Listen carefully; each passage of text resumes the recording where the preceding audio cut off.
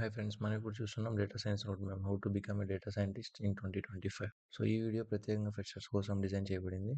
So ఇప్పుడు మనం in డెప్త్గా వెళ్దాం. డేటా సైన్స్ కోర్స్ చేయాలంటే ఏమేమి టాపిక్స్ మనకు తెలిసి ఉండాలి, అసలు మనం జాబ్ అప్లై చేస్తున్నప్పుడు ఆ జాబ్ డిస్క్రిప్షన్ మనకు అర్థం అయ్యే టర్మ్స్ అన్న మనకు తెలుసా, కనీసం ఆ బేసిక్ టర్మ్స్ అన్ని ఫస్ట్ ఒకసారి చూద్దాం. సో అప్పుడు మీరు డేటా సైంటిస్ట్ జాబ్ డిస్క్రిప్షన్లో ఏది చూసినా అట్లీస్ట్ మీకు ఐడియా వస్తుంది. అంటే ఇంటర్వ్యూవర్ మీ దగ్గర నుంచి ఏమి ఎక్స్పెక్ట్ చేస్తున్నాడు, సో మీరు ఏది ప్రిపేర్ అవ్వచ్చు పర్ఫెక్ట్గా. సో అప్పుడు మీ టైం అనేది కొంచెం తగ్గించుకొని జాబ్కి ప్రిపేర్ అవ్వడం కొంచెం ఫాస్ట్గా ప్రిపేర్ అవ్వచ్చు. సో ఇప్పుడు ఫస్ట్ చూసుకుంటే డేటా సైన్స్లో first main thing mathematical foundations. So ఈ మ్యాథమెటికల్ ఫౌండేషన్స్లో mathematics, probability and statistics, and within mathematics we have linear algebra and vector calculus.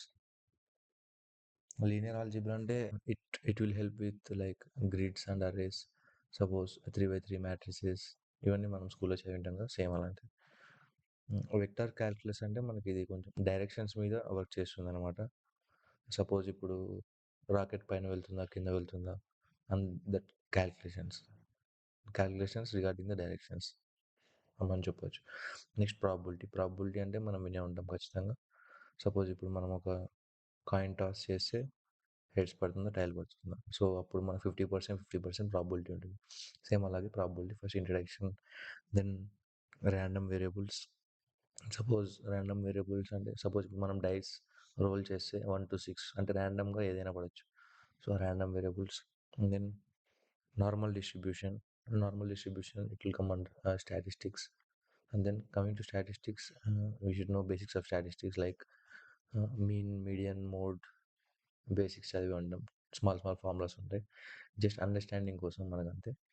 Next hypothesis testing అంటే మన కేస్ కరెక్ట్ అవుతుందా కాదా అనేసి. నెక్స్ట్ రిగ్రెషన్ అంటే మనం అవుట్కమ్స్ని ప్రిడిక్ట్ చేయడం రిగ్రెషన్ అంటాం. ఎగ్జాంపుల్ చెప్పాలంటే మనం సపోజ్ ఏజ్ ద్వారా హైట్ని కనిపెట్టడం, ఇలాంటివి. దెన్ ఇట్ కమ్స్ టు ప్రోగ్రామింగ్లో పైథాన్ వెరీ ఇంపార్టెంట్. పైథాన్ లేకుంటే మన డేటా సైన్స్ అసలు కాదు. ఆర్ అనేది అప్డేటెడ్ ప్రోగ్రామింగ్ లాంగ్వేజ్, స్పెషల్గా డేటా సైన్స్ కోసమే డిజైన్ చేయబడింది. Then SQL means like will play with the data in the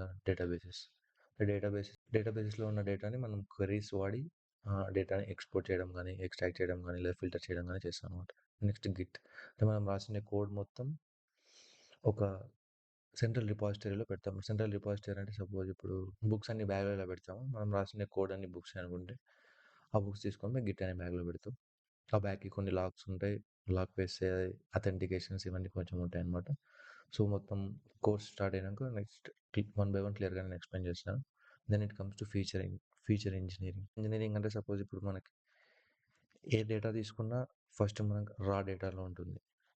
raw data అంటే it don't have any patterns. Then we have to find the patterns in that one. So to find the patterns in the data, it's known as feature engineering. Then feature engineering లో just basic introduction and categorical encoding అంటే suppose ఇప్పుడు ఒక బ్యాగ్లో 10 apples, 10 bananas, 10 guavas ఉంటాయి అనుకుందాం. So apples అన్నిటికీ మనం encoding అంటే వర్డ్స్కి నంబర్స్ ఇవ్వడం అనమాట. సో సపోజ్ యాపిల్స్ అన్నిటికీ నెంబర్ 1 ఇస్తాం, దెన్ బనానాస్కి నెంబర్ 2, గోవాకి నెంబర్ 3 అలా. ఫీచర్ సెలెక్షన్ అంటే మనం యూస్ఫుల్ డేటాని సెలెక్ట్ చేసుకొని అందులో ఉన్న డేటాల నుంచి ఇంపార్టెంట్ డేటా మనం తీసుకుంటాం అనమాట. సపోజ్ మన ప్రొడక్టివిటీ అంటే రోజుకి ఎన్ని గంటలు పని చేస్తున్నాం అనే డేటా మనకు వచ్చింది సపోజ్ అవర్లీ బేసిస్ మీద. సో దాంట్లో మనం స్లీపింగ్ డేటా, సపోజ్ మనం ఎన్ని గంటలు పడుకుంటున్నాం అనేది అవాయిడ్ చేసేయచ్చు. సపోజ్ ఇప్పుడు మనం 6 hours పడుకుంటే 6 hours డేటా మనకి అవసరం లేదు చెప్పాలంటే. సో అలా అనవసరమైన డేటాని కొంచెం రిమూవ్ చేసి యూస్ఫుల్ డేటాని మాత్రమే ఫిల్టర్ చేయడం. దెన్ నార్మలైజేషన్ అంటే వర్డ్స్ నెంబర్గా కన్వర్ట్ చేసి ఆ నెంబర్స్ని కొంచెం కంపేర్ చేసి ఒక ఫార్మాట్లో డిజైన్ చేయడం అనమాట. స్టాండర్డైజేషన్ అంటే డేటాని అంతా మనం ఒక ఫార్మాట్లో తీసుకొని వచ్చి మనం కంపారిజన్ చేయడానికి ఈజీగా ఉండడాన్ని స్టాండర్డైజేషన్ అని చెప్తాం.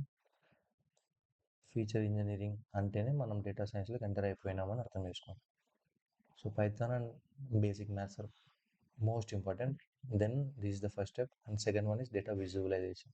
సో ప్రతి ఒక్క డేటా మనం చూడుకోకుండా జడ్జ్ చేయలేము కాబట్టి, అంటే డేటాలో ఏమేమి ఉన్నాయి మనకు కావాల్సిన ఇన్సైట్స్ ఉన్నాయా లేదా?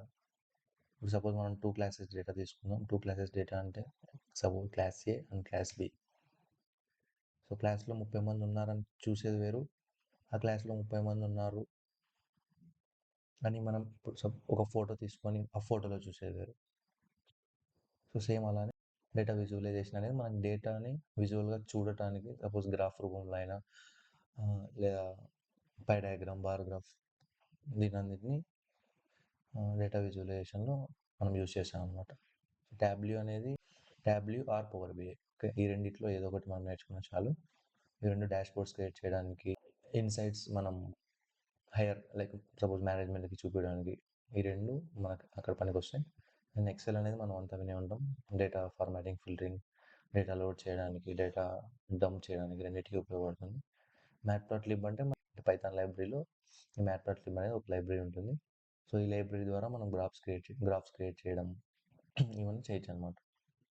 So, next machine learning. So, machine లెర్నింగ్‌లో మనకి main machine learning, deep learning, NLP ఇవన్నీ ఉంటాయన్నమాట. So, under machine learning ML tutorial ఇది నేను ఎక్స్‌ప్లెయిన్ చేస్తాను మిషన్ లెర్నింగ్ టాపిక్ వచ్చినప్పుడు. నెక్స్ట్ కీ అల్గారిథమ్స్ అంటే మిషన్ లెర్నింగ్‌లో 2 టైప్స్ ఆఫ్ అల్గారిథమ్స్ ఉంటాయి. One is supervised and another one is unsupervised and third one is reinforcement learning.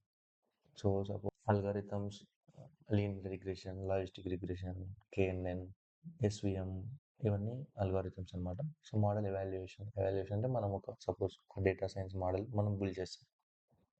ఆ build చేసేది ఎలా బిల్డ్ చేస్తామంటే పైథాన్ మనకొస్తుంది, మ్యాథమెటిక్స్ మనకొస్తుంది, ఫీచర్ ఇంజినీరింగ్, డేటా విజువలైజేషన్ ఇక్కడి వరకు మనకు సపోజ్ వస్తాయి అనుకుందాం. Then machine learning basics understand చేసుకుంటాం. అల్గారిథమ్స్, సాఫ్ట్‌వేర్ అల్గారిథమ్స్ మనకొస్తే ఈ పైథాన్ యూజ్ చేసి మనం ఏ అల్గారిథమ్ అయితే యూజ్ చేయాలో సపోజ్ ఫర్ క్లాసిఫికేషన్ మనం లీనియర్ రిగ్రెషన్ తీసుకుంటాం. లీనియర్ రిగ్రెషన్ సపోజ్ మనం తీసుకుందాం. ఆ లీనియర్ రిగ్రెషన్ మోడల్ మనం బిల్డ్ చేయడానికి ఫస్ట్ డేటా యూజ్ అవుతుంది.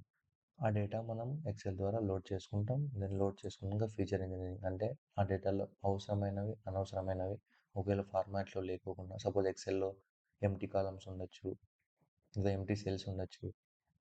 సో, ఇవన్నీ మనం ఫిల్టర్ చేసుకొని, క్లీన్ చేసుకొని, డేటా క్లీనింగ్ చేసేసిన తర్వాత మరి అందులో ఉన్న డేటాలో నుంచి ఫీచర్స్ ఎక్స్ట్రాక్ట్ చేసి, ఆ ఎక్స్ట్రాక్ట్ చేసిన ఫీచర్స్ సో, అందులో ఉన్న ఫీచర్స్ మనం డేటా విజువలైజేషన్ అంటే యూజ్ చేసి విజువల్‌గా చూసాక మనం ఏ మోడల్ యూజ్ చేయాలో డిసైడ్ చేసుకొని, ఆ మోడల్ ద్వారా మనం మోడల్‌ని బిల్డ్ చేస్తాం.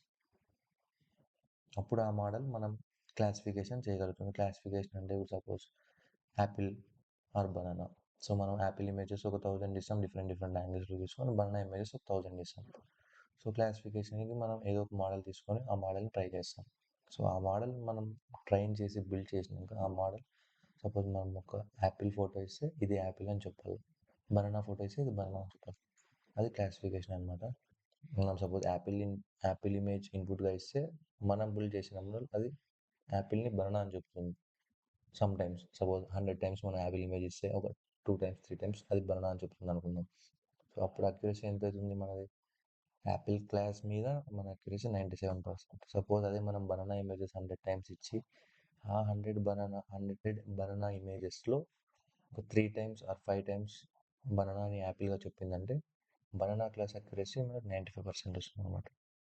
సో, ఆ అక్యురసీ లేదా ఇంకా different types of evaluation metrics ఉన్నాయన్నమాట. సో, ఆ మెట్రిక్స్‌ని యూజ్ చేసి మనం వాడుతున్న మోడల్ లేదా టైప్ ఏదైతే ఉంటుందో ఆ టైప్ ద్వారా ఆ టైప్ బట్టి మనం ఎవాల్యుయేషన్ మోడల్ యూజ్ చేసి దాని అక్యురసీ లేదా దాని పర్ఫార్మెన్స్ మెట్రిక్స్ అనేవి మనం బయటికి తీస్తామన్నమాట. సో, ఒకసారి ఆ పర్ఫార్మెన్స్ మెట్రిక్స్ బయటికి తీసినాక మనకు తెలుస్తుంది.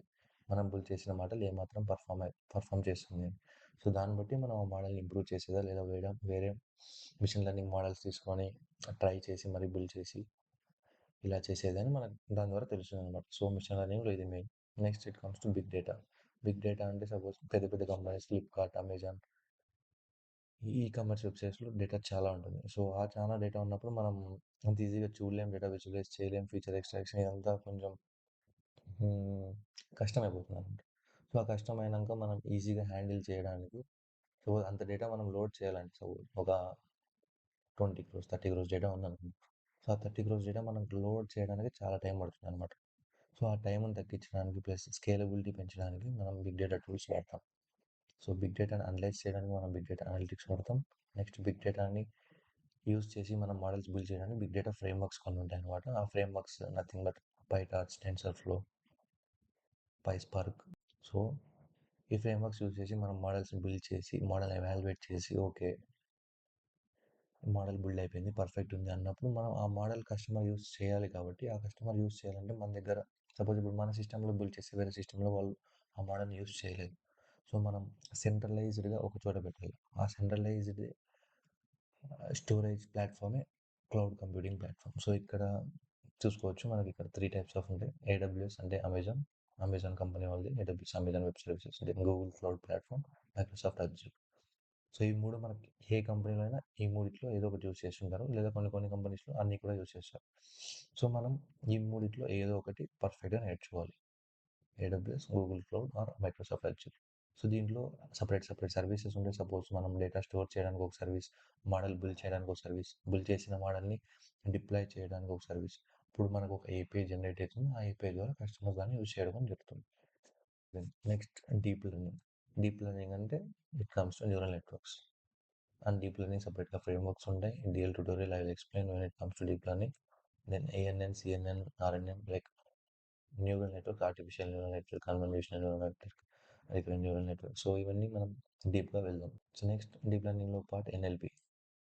ఎన్ఎల్‌పి అంటే నేచురల్ లాంగ్వేజ్ ప్రాసెసింగ్. సో, ఇక్కడ మనం పూర్తి టెక్స్ట్ మీద వర్క్ చేస్తాం. Text in different languages you can select. And ఎన్ఎల్‌పిలో tutorial I will explain text pre processing.